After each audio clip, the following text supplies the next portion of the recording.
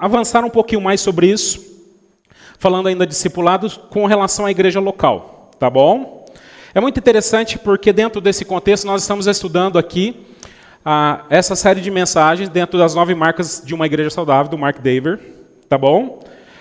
Onde ele diz, num dos capítulos lá sobre o livro de discipulado, ele diz assim: como marinheiros em um navio de guerra no meio do Oceano Pacífico, que demandam o discipulado independente de uma igreja local, seria um erro trágico, no entanto, usar o ministério ou em um campus ou em uma associação de empresários para substituir a igreja local no que se diz respeito a fazer discípulos e levá-los a crescer, como se estivéssemos presos em um navio no mar. Ele justamente traz essa frase porque dentro do contexto do livro ele vai trazer uma ilustração de um ministério que era exercido dentro da Marinha dos Estados Unidos, onde muitos soldados ali se converteram, e diante aí de muitas viagens prolongadas, ficavam meses em alto mar, esse ministério era muito importante dentro dos navios. Mas ele diz o seguinte, que isso não era o fim, e que esse ministério não substituía o papel da igreja no que se refere a fazer discípulos.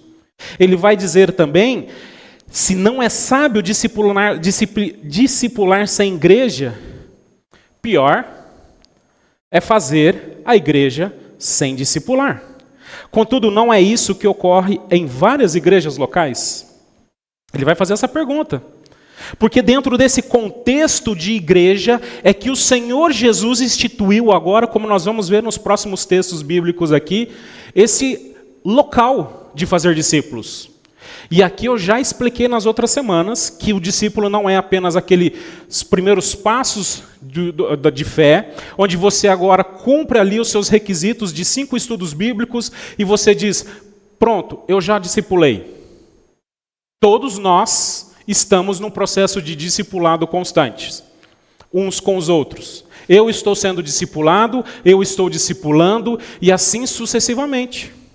Por isso estamos envolvidos na igreja. Por isso Deus nos colocou na igreja para continuar assim, exercendo esse ministério. Inclusive eu disse semana passada que muitos problemas de relacionamento da igreja, muitos problemas de comunhão da igreja seriam resolvidos se nós encarássemos a nossa relação de igreja nessa visão de discipulado.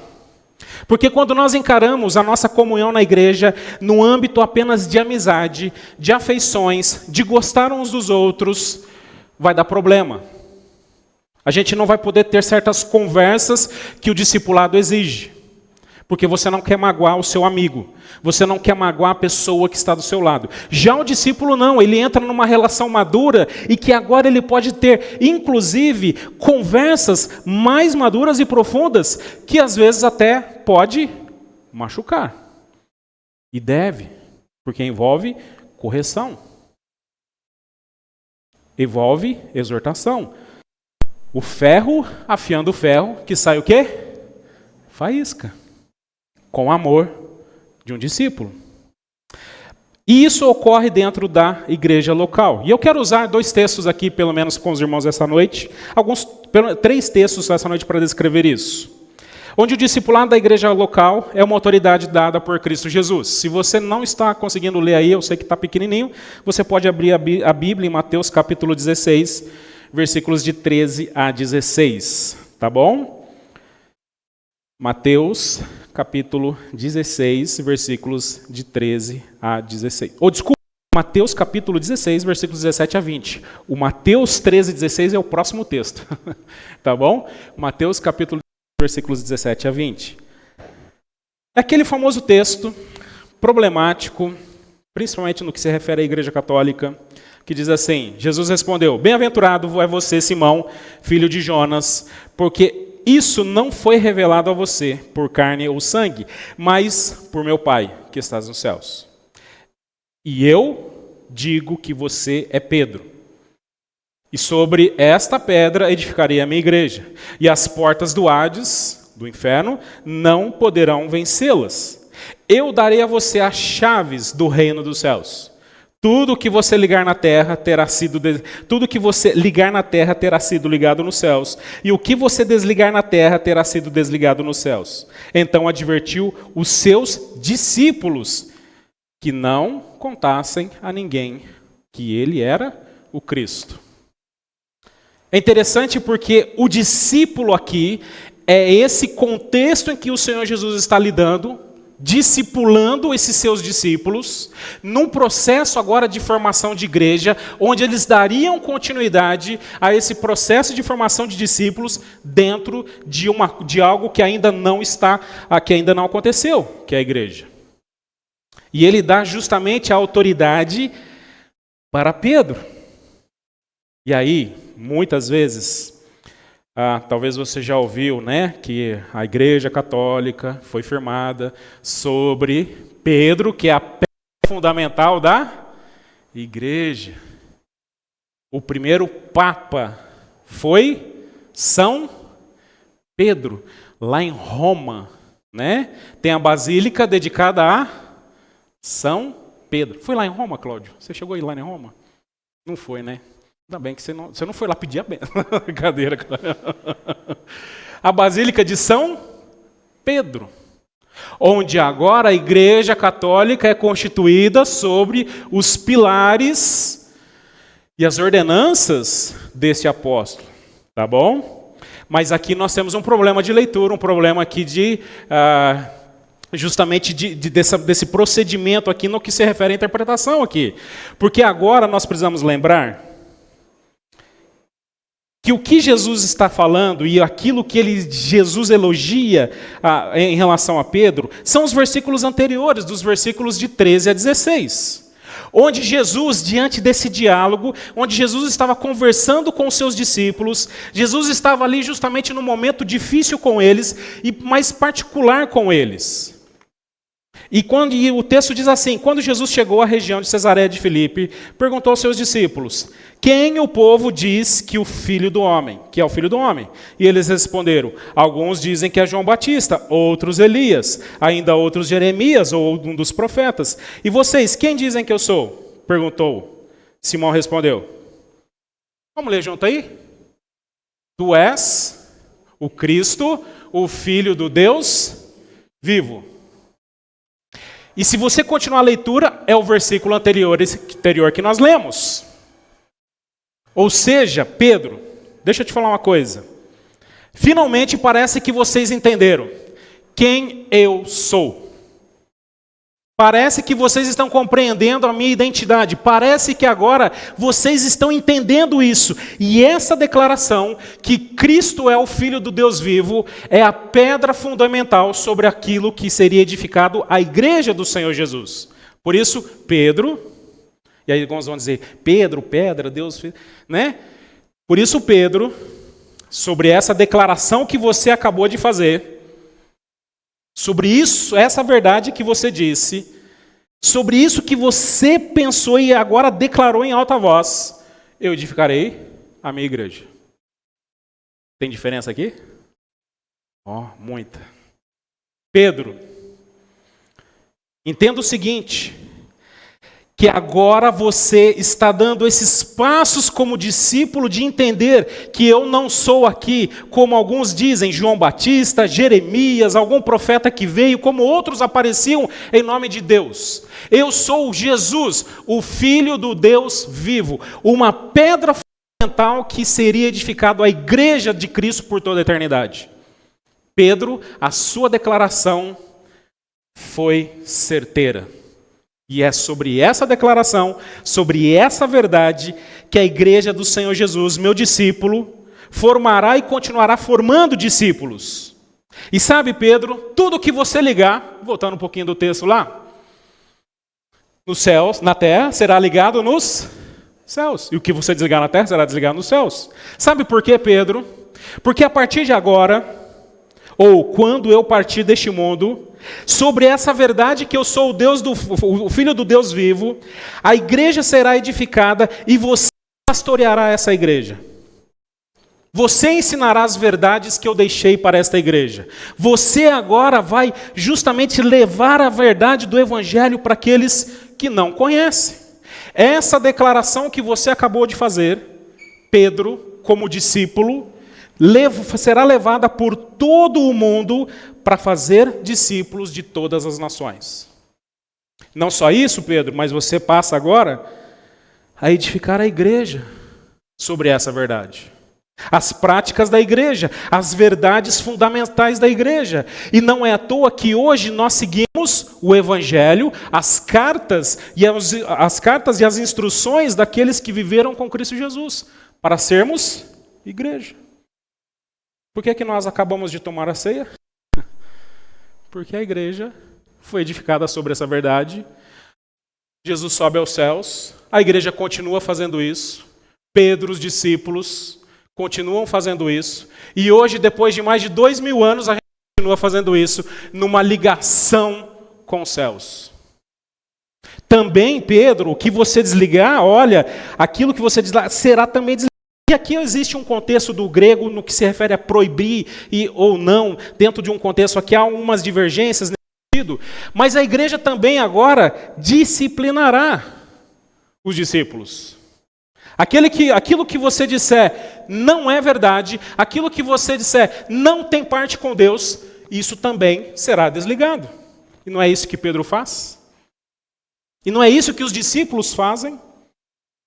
As chaves, quando nós vemos, por exemplo, em Atos, capítulo 2, versículos de 14 a 36, as chaves do reino dos céus, ele quer dizer que fará dele instrumento para abrir a porta da fé ao mundo, o primeiro a pregar o evangelho, tanto a judeus quanto aos gentios.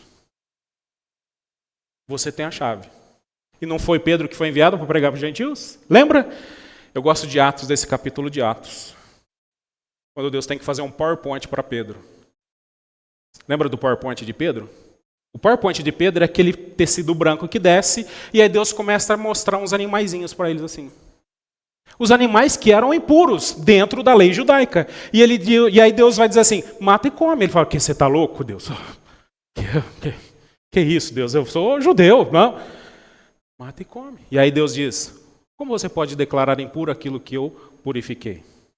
Por isso vai e pregue aos gentios. Porque essa não era uma verdade entendida para os judeus. Porque gentil é... Gentil o quê? Gentil.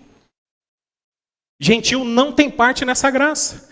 Mas agora Pedro justamente muda isso. Ele faz essa ligação com Cristo Jesus. Porque agora o evangelho também é para os gentios. E fazemos parte desse pacto. E essa é a verdade que hoje nós estamos, uma verdade que hoje nós estamos vivendo até os dias de hoje. Uma verdade inquestionável.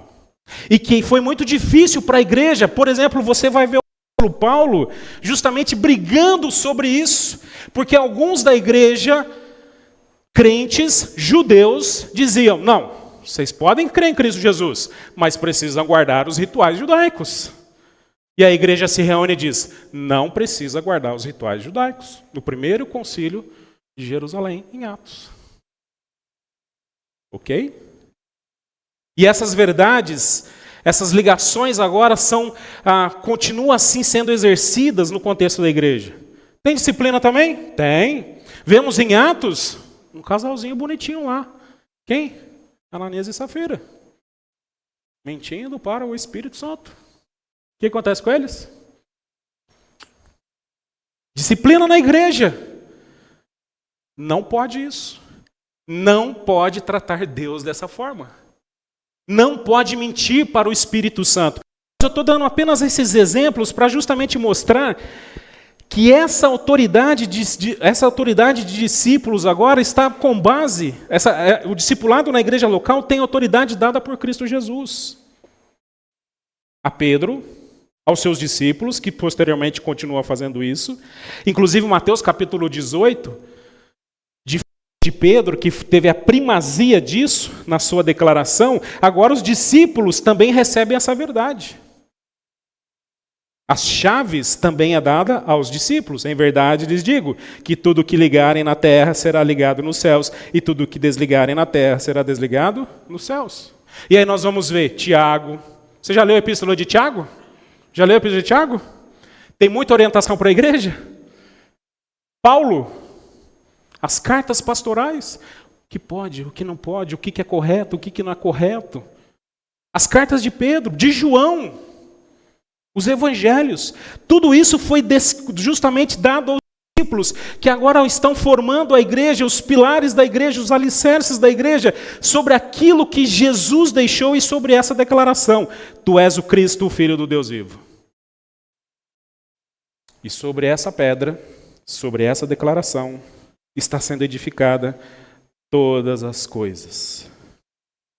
Por isso, irmãos, quando nós falamos de discipulado, quando nós estamos falando dessas consequências de discipulado no contexto da igreja, e isso ocorreu lá no início da igreja, nós estamos falando apenas de você ensinar um discípulo coisas morais, práticas religiosas, regras que você deve seguir na igreja. A própria igreja em Atos fez isso. Os próprios cristãos judeus da época quiseram fazer isso. Você é um crente? Sim. Creu em Jesus? Tá. Mas vai guardar o sábado.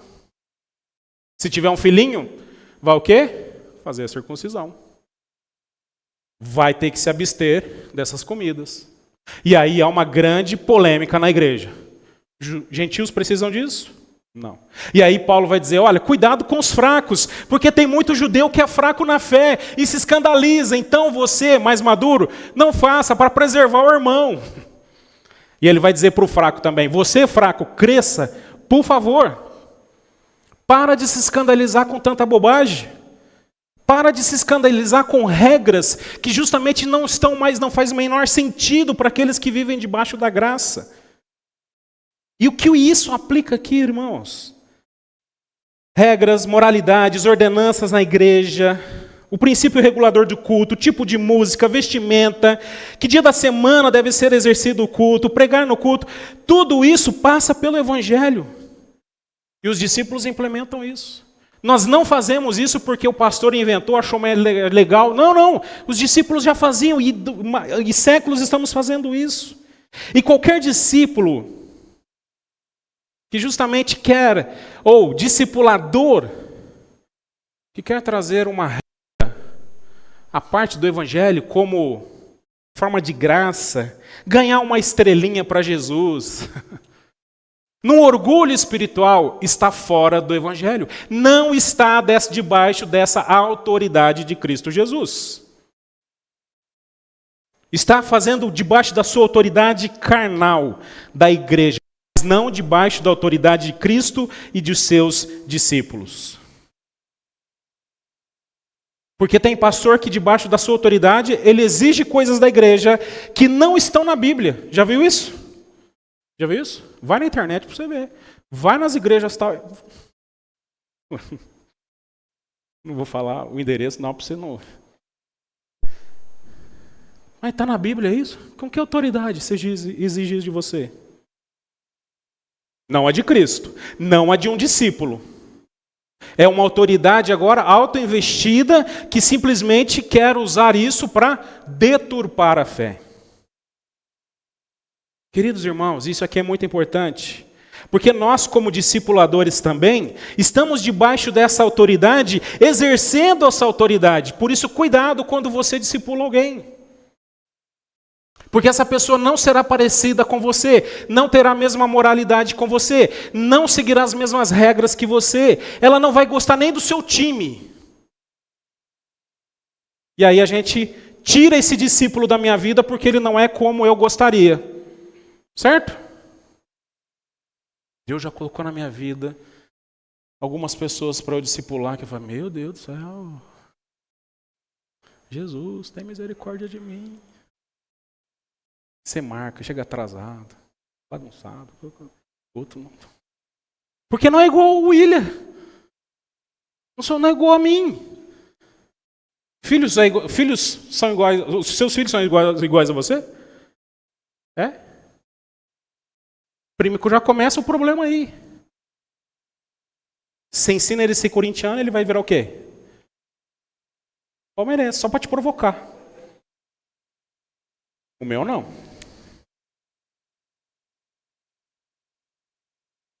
E eles vão crescendo, vai ficando adolescente, você vai discipulando eles, eles vão fazer. Faz isso aqui, ó. Ele não faz, só para. Não é o que eu gosto. Você não gosta de jiló? O papai sempre comeu jiló. Eu sei que comeu, eu não gosto. Mas você vai magoar o papai. Jesus não vai levar você para o céu se você não comer jiló. Essa é a autoridade? Não, você exerce autoridade sobre o seu filho. Você exerce autoridade de um discípulo e discipulador sobre a vida dele. Mas não ache que ele vai precisar gostar do que você gosta. Das mesmas séries, da mesma cor que você gosta. O que ele precisa gostar? O que ele precisa amar? O que ele precisa colocar no seu coração? É Jesus. Mas quando isso não acontece, eu descarto esse discípulo. Porque é muito mais fácil eu discipular aqueles que são parecidos comigo. Cuidado. Eventos, projetos, organizações que exercem autoridade sobre a igreja e que justamente estão fora dessa autoridade. Agora você pertence à nossa organização, você vai seguir esses passos como discípulo, mas essa organização não tem nada a ver com a igreja. Quem estabeleceu isso? É a igreja de Cristo Jesus. São os discípulos. Por isso ele vai dizer ainda, a igreja local reunida é responsável pela pregação de todo o conselho de Deus, por meio das pessoas dotadas para esse propósito. Mediante o batismo, ela confirma a profissão de fé críveis. Por meio da ceia do Senhor, ela anuncia a morte de Cristo e transforma muitos em um. O que acabamos de fazer. E por meio da excomunhão, ela remove as pessoas cuja vida impenitente contradiz a própria profissão de fé. Esse é o discipulado da igreja local. Essa é a tarefa dessa autoridade que Jesus nos dá quando exercemos esse trabalho de discipulado na igreja. Por isso, aqui, irmãos, eu vou falar um pouquinho mais sobre isso no final da mensagem, só mais adiantando. Muitas vezes a gente se envolve num projeto, numa programação, num sonho, num evento de discipulado à parte da igreja, que não tem autoridade para exercer esse tipo de coisa. E deixamos de ter o privilégio de discipularmos na igreja. E vamos discipular, às vezes corrigindo, disciplinando, encorajando. Vamos mostrar por meio da ceia. Olha só aqui, os irmãos, o que acabamos de fazer aqui. Participamos da ceia do Senhor. Aqui estavam as crianças. Elas não participaram da ceia do Senhor. Porque elas ainda não têm essa demonstração, algumas até já creram em Cristo Jesus, mas ainda falta essa confirmação, esse entendimento, a testificação da igreja em relação à sua fé por meio do batismo, para que elas possam de fato, aqui conosco, participar da comunhão de forma entendendo de tudo isso. Mas acabamos de dar o testemunho para elas. Eu estava falando aqui, alguns estavam me olhando assim. Prestando atenção. E todos os meses elas estão entendendo que você está aqui participando da ceia, participando desse ritual, dessa ordenança. Lembrando do quê? Lembrando do quê? Vocês já esqueceram já? Já esqueceram? O que a gente lembrou? Agora isso se faz na igreja. Lembramos da morte de Cristo Jesus. Mas elas estavam testemunhando tudo isso aqui. Estávamos discipulando essas crianças. Essa também, a igreja, esse contexto de discipulado também, na igreja local, significa que discípulos se reúnem. Tá bom? E aqui, uma coisa muito interessante. Porque Hebreus vai dizer assim, lá nos versículos 24 a 25. Importemos uns com os outros, para nos incentivarmos ao amor e às boas obras. Importemos uns aos outros, para nos incentivarmos ao amor e às boas obras. E não deixemos de nos reunir como igreja, segundo o costume de alguns, mas procuremos encorajar uns aos outros, sobretudo agora que vocês veem aproximar-se o dia. Eu não vou entrar em todos os detalhes aqui do texto de Hebreus, porque a gente já viu isso um semestre, está lá no YouTube, quando nós estudamos aqui na Escola Dominical Hebreus. Mas o problema dos hebreus era que, diante das lutas e dificuldades pesadas que eles estavam enfrentando, muitos estavam sendo tentados a achar que a velha religião, os velhos costumes do judaísmo, as velhas práticas, era mais segura do que essa vida em Cristo Jesus que eles estavam vivendo. E muitos estavam vacilando na fé. Trazendo para a nossa gíria, alguns estavam andando para trás. Naquilo que se comprometeram. E nesse contexto, alguns estavam o quê? Deixando de se reunir. Os irmãos viveram aquela desgraça da pandemia. Que terrível foi aquilo. Eu vim aqui na igreja transmitir o culto.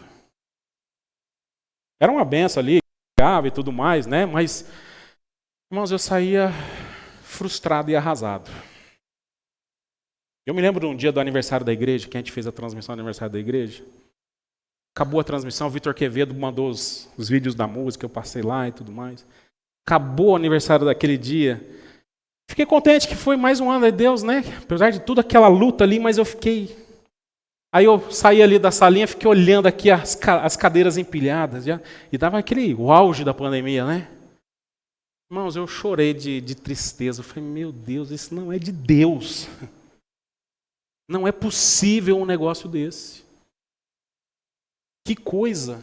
Como pode esse negócio roubar a nossa reunião? A igreja, os discípulos do Senhor reunidos em adoração ao Senhor. E não adianta vir me dizer que, olha, a gente não é a mesma coisa. Não é assim. Jesus não chamou para a gente viver uma igreja virtual, chamou para viver a gente assim, ó, um com o outro. Jesus não veio virtualmente. Os discípulos tocaram em Jesus, viram Jesus, andaram com ele, sentiram o cheiro dele. Às vezes até gente que não cheira, não passa o perfume. Mas essa é a igreja que se reúne. E aí o que me chama a atenção é que discípulos de Jesus acham que tem saudade da pandemia. Eu já vi alguém, ai, que saudade da pandemia. Aí eu respiro. Rapaz, e aqui é um grande desafio para a gente viver essa igreja reunida. Você sair da sua casa, sair lá do seu sofá, e ele fica assim, fica aqui, meu querido, fica aqui, não vai não. Aquele sofá gostoso, confortável, aquele que estica assim, né? Você pode, aquela TV de 80 polegadas, e você fica lá só. Você acha o rei, maravilhoso, eu sou dono do mundo, e passa. Vou para a igreja hoje? Ah, não sei, o que nós vamos fazer? O que nós vamos fazer no domingo à noite, às 18 horas? Você vai assistir a Caldeirão... O que passa Caldeirão do Hulk? É, Caldeirão do Hulk, né? Ninguém quer falar agora, né? Ficar assistindo Caldeirão do Hulk? Faustão? Ô louco, meu! Para com isso! O que eu vou fazer no domingo? O que você vai fazer no domingo? O que você vai fazer no domingo? O que você vai fazer no domingo? Então, para com esse negócio. Churrasquinho de domingo. Faz no sábado. Casar, jovens, não vem com esse negócio de casar no domingo, tá? Não vem com esse negócio de casar no domingo. Dá problema. Você cria um transtorno na igreja. Olha só, se você casar no domingo, você vai convidar metade da igreja para o seu casamento. Aí quem vai ter que fazer o casamento? E quem vai ter que ficar aqui na igreja, fazer BD, fazer coisa? Criou um transtorno na igreja. Você roubou a igreja de adorar. Não casa de domingo, casa de sábado. Viu, Léo? Cadeira, Léo, tô brincando, Léo. Porque não deixe de congregar, porque os discípulos se reúnem. Eles encorajam uns aos outros nessa forma de reunião regular. Por isso, irmãos, a nossa comunhão não tem como base a afeição, a amizade, amiguinhos. Mas a base da nossa comunhão é Cristo Jesus no discipulado contínuo, mútuo aqui. Aqui nós nos relacionamos de forma madura. Sim ou não? Amém? Conversa, papo cabelo, papo tipo Jesus. Não é bobagem.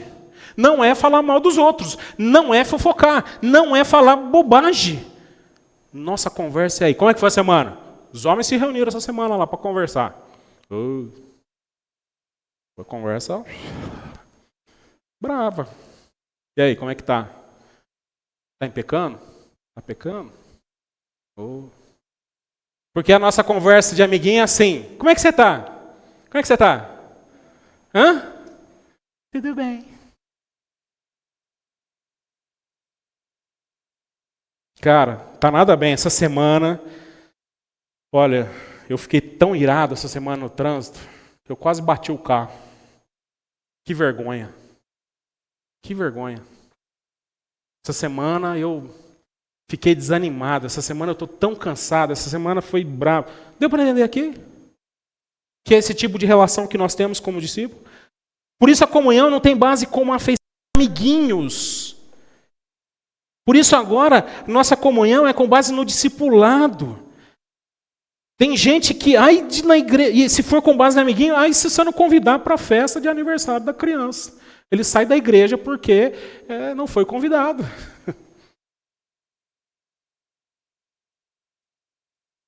Aí se tirar do grupo do WhatsApp.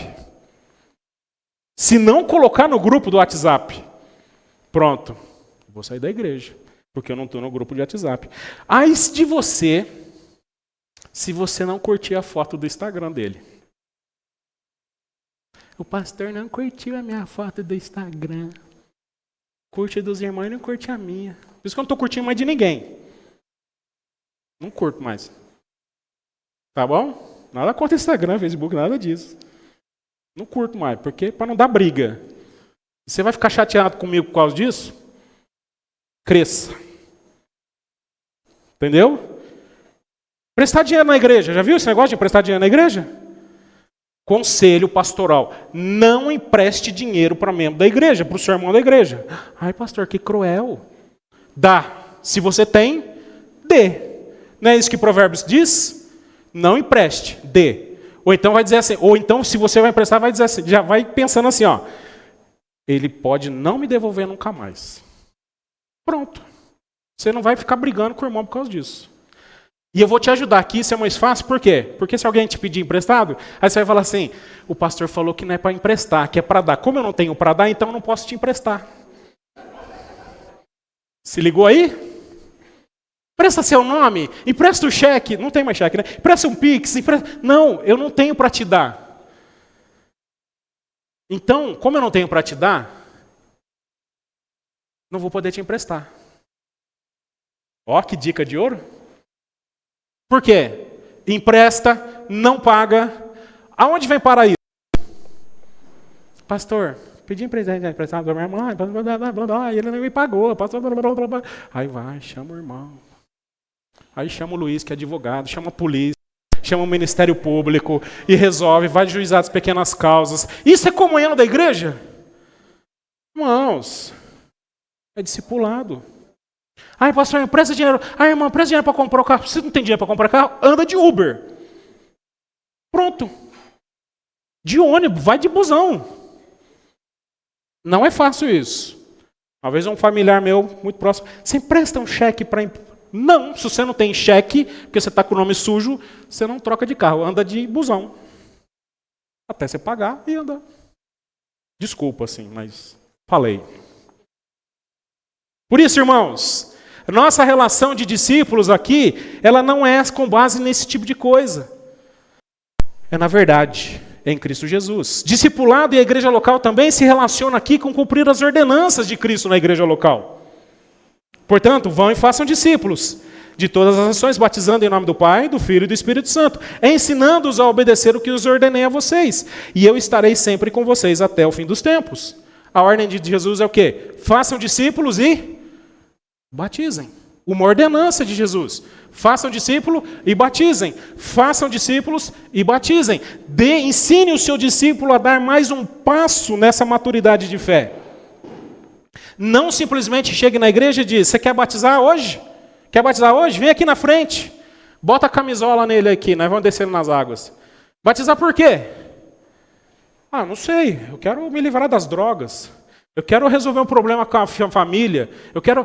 Mas isso não é o batismo. O batismo é que você creu em Cristo Jesus, morreu para as velhas coisas e agora está ressurgindo em Cristo Jesus para as novas coisas. E isso acontece por meio de discipulado.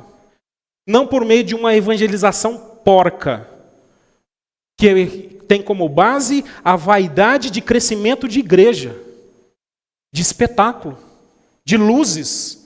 Vem aqui. Quem quer batizar aí? Aí entra o bêbado lá na igreja.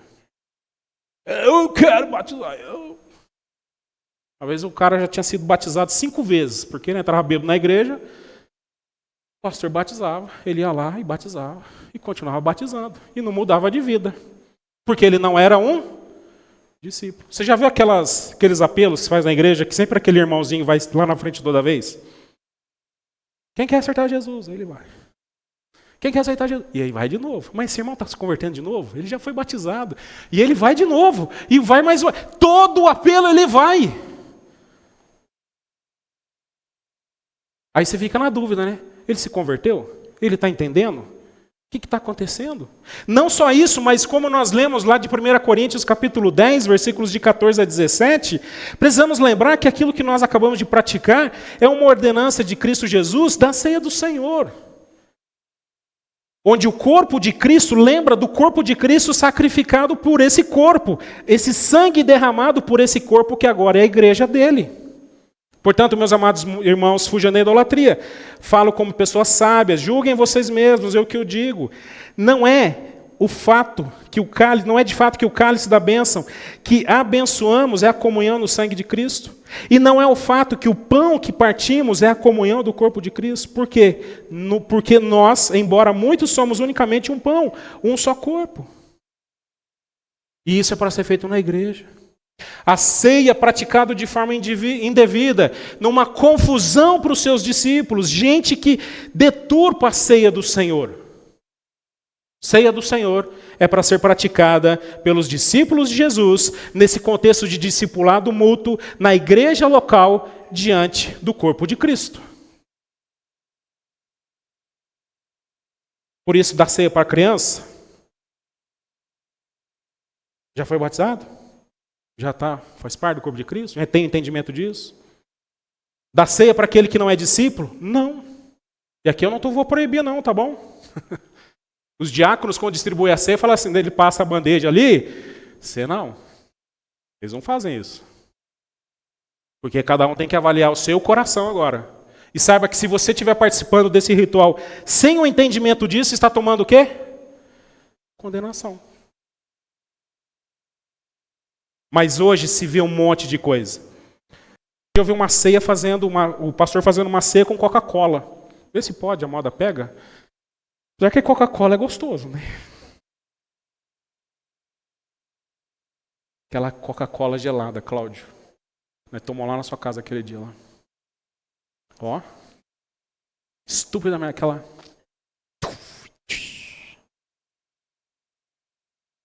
Irmãos, o culto pet. Um dia eu vi uma igreja no culto pet. O pastor distribuindo a ceia com raçãozinha de pet para os cachorros.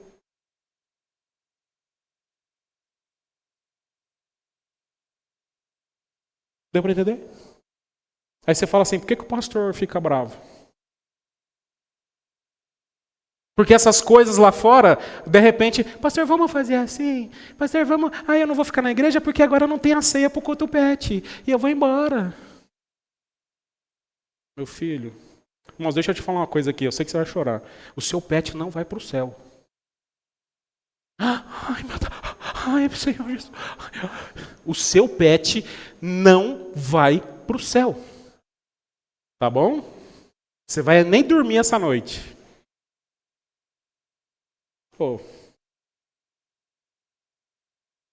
Por isso Deus te deu ele agora, para você cuidar dele. Cuida dele agora. Vovô e vovó cuida dele agora lá. Do que... É aqui. Porque no céu você não vai cuidar de pet. Deu para entender, irmãos?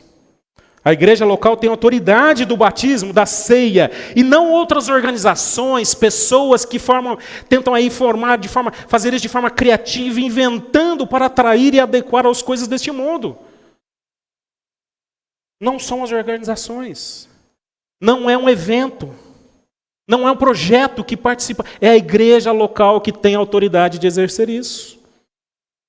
Por isso, irmãos, quando nós olhamos para todo esse contexto de discipulado e igreja local, lembre-se disso, que agora nós como igreja, nós como esse corpo de Cristo Jesus, temos essa autoridade de fazer discípulos de todas as nações, ensinando-as a guardar todas essas coisas, como Cristo tem ordenado.